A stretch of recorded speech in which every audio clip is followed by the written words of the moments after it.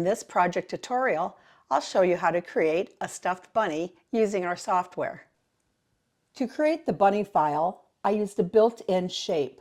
In the upper left corner, you can click on Shapes.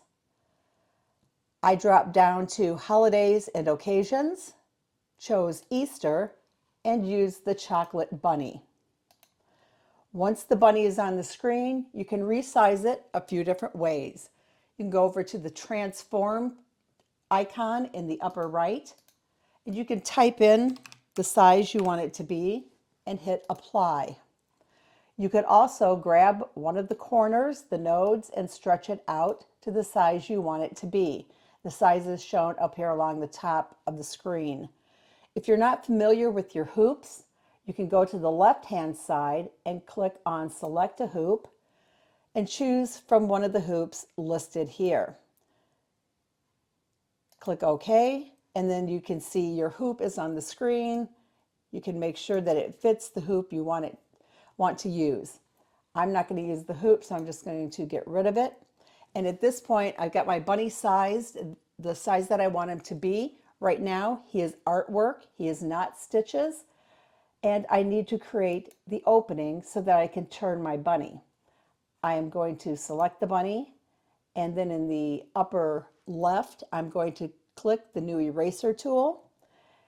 And the most obvious place to create an opening to turn and stuff the bunny is here along the bottom. So I'm just going to erase a little bit, and then there's my opening.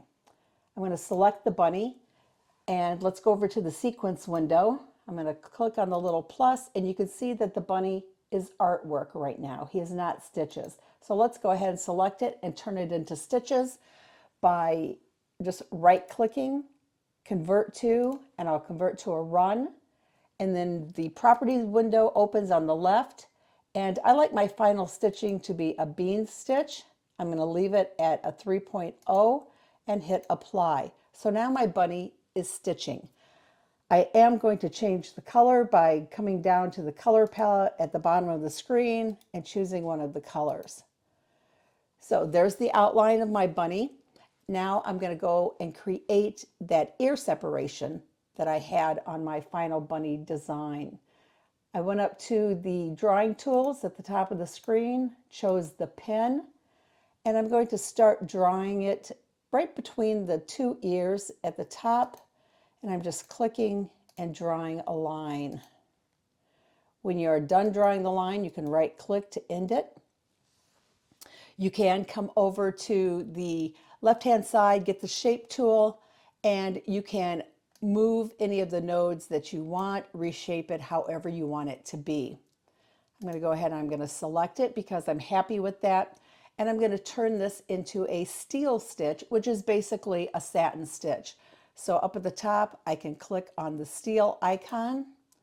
It opens up the properties window on the right. Under width, I am going to bump it up to a 4.0 because I wanted it to be a little bit more pronounced, and click OK. I am going to change the color by right-clicking on one of the colors in my color palette. The next thing that I did was I created an applique here on this ear. I'm going to go back up to the drawing tools, and this time I'm going to choose ellipse, and I'm just going to draw an oval. Select it, move it over to where I'm going to be placing it, rotate it, resize it, get it looking exactly how I want it to be. You can play around with it as much as you want. And I am going to come down to the color palette at the bottom and change colors. Again, right now, I just drew this, so it is artwork. You can see that over on the right-hand side. I'm going to select it, and I've made this an applique. So up at the top menu, I can click on that little green fabric and choose applique, and it turned it into an applique as easy as that. It opens up the applique properties. You can see it's a satin stitch. The applique width, I am going to bump it up to 4 just because I like that size. I'm going to put a check mark in front of change colors so that I get my placement, tack down, and the final satin stitch going around. Hit apply, and there is my ear. If you don't like what you did, you still can change it and move it around however you want it to be. The last thing I did was I added an eye, and I borrowed it from one of the built-in designs. So I'm going to go up to the design icon, and you see you have all kinds of designs that you can use. A lot of the little animals and birds have eyes in them, so I'm going to borrow one from the bees, birds, and butterflies category, and this is the one that I used. I'm going to open it up. You can see that it's grouped. I'm going to enlarge it a little bit just so we can see that I'm going to be taking this white part of the eye there. In the sequence window, I can open it up. I am going to select it. I'm going to right click on it and I'm going to ungroup it. I'm going to select all of the parts that I do not want, and I'm going to hit the delete key, and I'm left with the eye. I'm going to enlarge it just so I can work with it a little bit better, move it over to where I want it to be. I'm going to change the color to black, and now I'm going to size it. I rotated it a little bit, and again, play with it and get it the way that you want it to look. And when you're done, you can still go back and change anything that you want to change. Kind of think this needs to be a little bit curved out more. But again, you can play with it as much as you want. If we go over into the sequence window, over on the right-hand side, you can see the bunny outline stitches first. We actually need that to stitch last. So I'm going to right-click on it, come down to Order, and then I'm going to click To Front, and you can see that puts it last. You should always check your sewing sequence before saving your design. So once it's selected, I'm going to go up to the slow redraw, and let's watch it stitch. So the first thing it's going to stitch is that ear separation. Then we have our placement, tack down, and then it's going to do the satin stitch around the ear.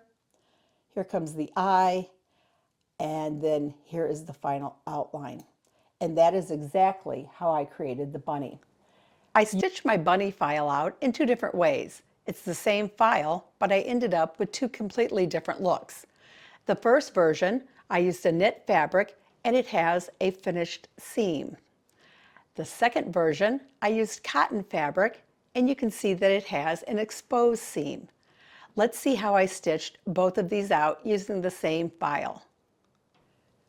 To stitch this version of the bunny, I hooped a piece of no-show cutaway stabilizer, and I used a piece of knit fabric. This is Cuddle 3.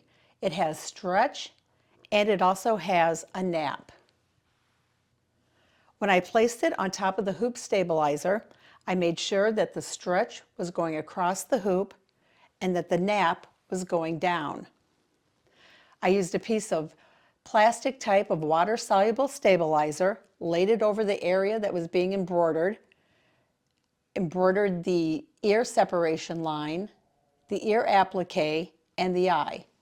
That was then pulled off and removed, and then the second piece of the same type of fabric was placed right side down over top, again with the stretch going across and making sure the nap was going down.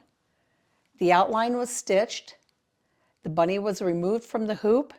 It was trimmed all the way around about 1/4 inch from the stitching.